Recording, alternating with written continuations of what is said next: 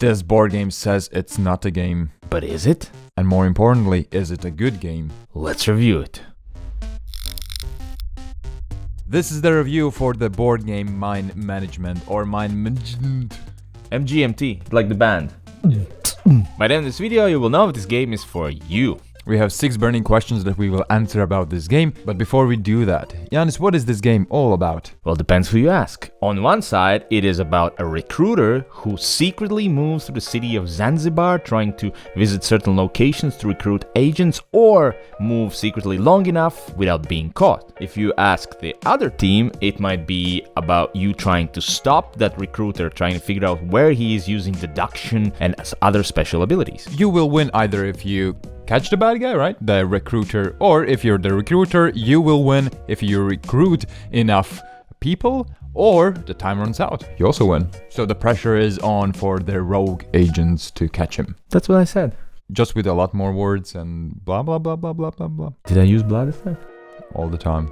At least that's what I heard. The recruiter is always one player, right? Yeah, so there's one recruiter versus up to 4 rogue agents. The recruiter's main task is to recruit, what a surprise, right? 12 of these recruits. Whenever he gets 12 of them, he wins the game. How he can do that is by moving secretly on the map.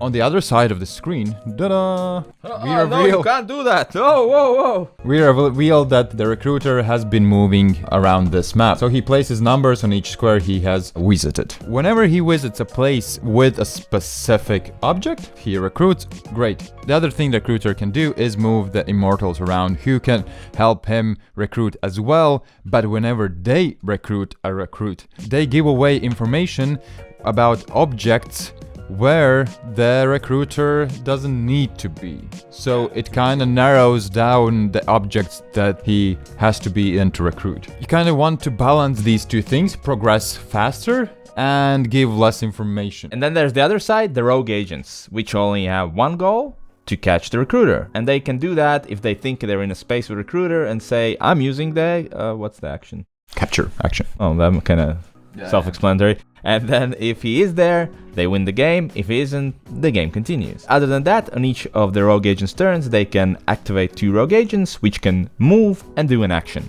And usually it's going to ask about the clues. For example, have you ever visited a space with the parrot? And then the recruiter will have to place a foot down on any spaces he has visited. The only thing is we don't know when he did that. We approximately know it was till this point, but when, we don't know. And then if we go to a space with the foot, we can use that foot to ask him, when were you there? And then he has to write down.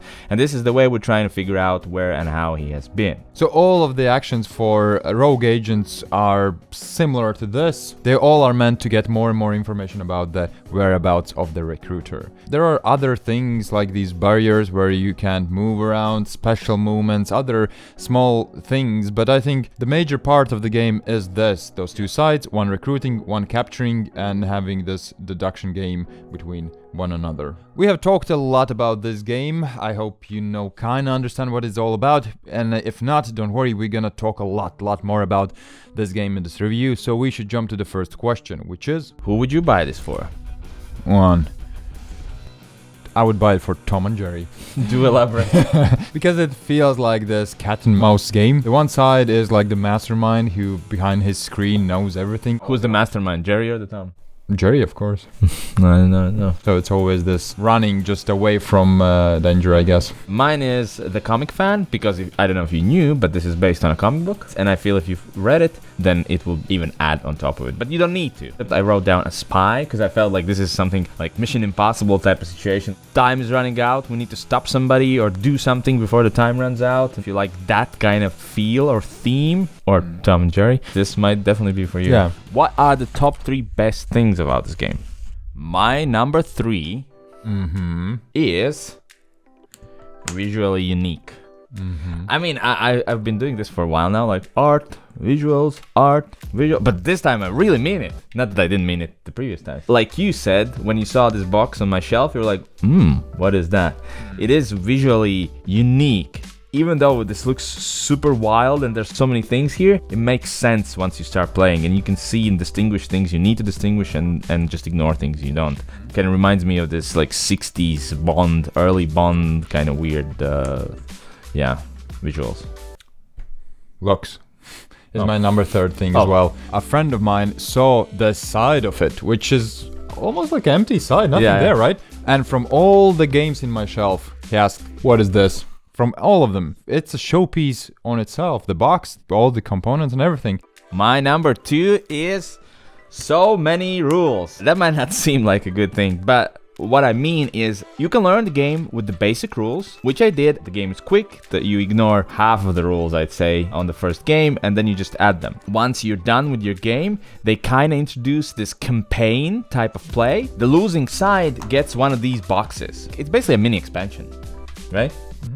It's like you have to figure out your own things, okay? Anytime one side loses, they can add an extra pack for them, which will help them next time. For example, if the recruiter loses, then he opens up the first package for his side and he will get cards that stop the rogue agents from doing certain things, or maybe add extra things to do himself that helps him to recruit faster. Adds like extra layers to the game and kind of feels like small expansions. Even if you feel bad about losing, you want to play again because you want to open this box and it's going to be exciting. It's going to be different next time. So a fun little thing. Definitely didn't copy this one, I bet. My first is fun stress. I mean, stress isn't good, right? No, not at all. But in this game, especially if you play as a recruiter, it is super fun. Well, not all games. Obviously, there'll be games where you're like, nah, I got this. They're not even... Was this fun stress for you? No, it's very annoying. I'll just help you. So... Fun stress, as I said, is basically just keeping this poker face while they're discussing where you actually are and where you're gathering the recruits. And then the other side, they're like, okay, I think we have them pinned down when you're playing as rogue agents. I think he's here. And then each time you play, you will find like a different angle how to try to catch the recruiter, which is really, really fun, and just figuring out, hey, actually, if he moved there, then that must mean that he had one of those objects, right? No, it doesn't. There's a million other reasons why he could have moved there. I figured it out. No, I didn't. I figured out. No, I didn't. As you said as well, listening to the deduction being done. That's why I think this game plays the best with 3 players. 2 discussing with each other. The other person can hear what you are thinking about and use that in his movement. That's really, really fun. What are the worst things about this game? So we need to talk about the bad things, and I'm gonna present to you a situation and you're gonna rate it from 1 to 5. How bad it is, how worried are you about this thing? 5 is being something that almost breaks the game. I think Recruiter is like a boring role compared to the agents. 1. Because it's fun. So if you're playing with 2 or 3 players, I'd say it's super fun playing a recruiter. But then if you keep adding rogue agents, it's less fun. Because while 4 of them are discussing, it's gonna take a while. With 2 and 3 players, I do enjoy playing recruiters more. They're not knowing where I am and just putting down those recruiters and seeing they're like, oh my god, so many. From my side, recruiter is basically moving on his map towards the object, and then he's moving one of these recruiters towards some of the objects. And sometimes it just takes 30 seconds to do your move because you have maybe even figured it out while they were discussing the previous one. Other times it's so obvious what you should do. So it wasn't that fun. Sometimes it even felt like I'm just playing for their enjoyment because they had all the discussions, they had all the deduction, and yes, they could even discuss for like 15 minutes. There's no time limit there. On the other side, you can see how many actions they have. They have 5 different actions that they can do while I can do 2. Yeah, I felt like Recruiter is not a bot, but felt a lot less inviting than the other 2. Okay, so I'll agree to disagree. I guess it depends with whom you're playing with. That was not my experience. I did my turns as recruiter, and then the other people discussed it quite quickly and made a decision, and they just did something. Remember, in the good parts, I said so many rules. Yeah, it's so many rules. Overall, the like feeling from that I get from this game is that it almost goes like a filler game, you know? Yeah, the definitely, hidden movement and all that, it feels like a filler game. Fairly quick game. Yeah, for rules and the complications feels like a heavy game. Yes. And I think that's the problem. Yeah, and I would rate it as a 3 for sure. That's it with the bad things, right? Yep. There's no need to be that negative, Janis, okay? Let's move on. Okay, how long is the honeymoon? 2, 1. Look at all this. Wow. I have it more complicated. I have if visuals equals heart and hidden movement equals heart, then for a long time. Keep pouring. I'm not done yet. No, I know. Keep going. First of all, the visuals, they are quite unique, and not everybody I played this with liked the visuals because they are unique. And then you do have to like the hidden movement games because this is a hidden movement game. But if you like both of those, I feel this is a game you're gonna enjoy for a long time. There is quite a time until you kind of get the hang of it, really. A lot of times something feels really like obvious. I should do this. I of course have to move towards these objects, but the more obvious you are and the more obvious choices you make as the recruiter, for example, easier it is to follow you. So you from time to time learn, hey, I should do like a bad move. If you like that, you will play it more and more. Shift system is something that, you know, will keep you in this game for a while, I think. What is the best alternative? One. I have two alternatives which are kind of presented in this game. One is Mr. Jack, which I thought is very similar to this one. The other one is Captain Sonar. Both can be recruiters, both are hiding, also trying to attack. It's more action-packed. So I thought these two games could kind of be good alternative if you want something similar but quicker. In Captain Sonar, both teams play both roles, recruiter and the rogue agents. Yeah, that's really good. But it's way simpler. That's why it's Captain Sonar Family, because I played my quids. Quids? You have a kid called Quid now? Maybe I do, maybe I don't. Very good. Well, I have a Spectre Ops, which is also a hidden movement game where one player plays somebody who's sneaking into this like secret base, and the other are playing the guards that are trying to catch him. And why I feel that this is similar is the way that this hidden role is also quite quick. Felt the same. And now, ladies and gentlemen, the final rating. 3, 2, 1. I have fantastic.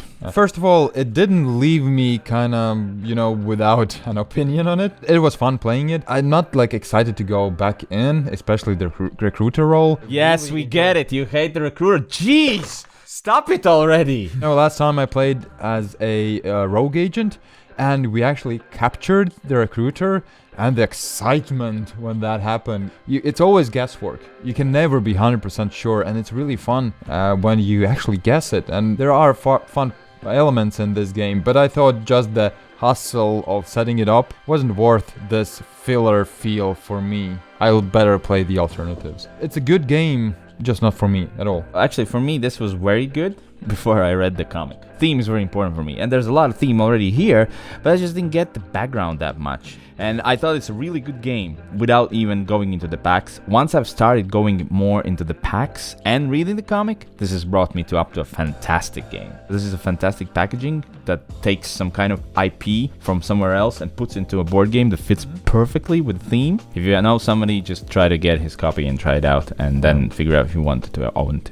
A really good experience either way. This is our review. Let us know if you like hidden movement games in general, and be sure to check out our Patreon page where actually you can suggest what games to review, right? Yeah. You can also place secret messages in our videos. Yeah, and just generally discuss stuff. And most importantly, like help us make this content because it takes a lot of time. So thank you for checking it out. Yeah, and see you next time on the next video. So what was like the best experience you had with this? Well, being a recruiter, like I said, just what listening. happened? I don't know. They almost caught me. Please. All the game. Like every turn was almost catching me. So you just have to be a bad recruiter to enjoy being a recruiter. Yeah, I get. Wait a minute.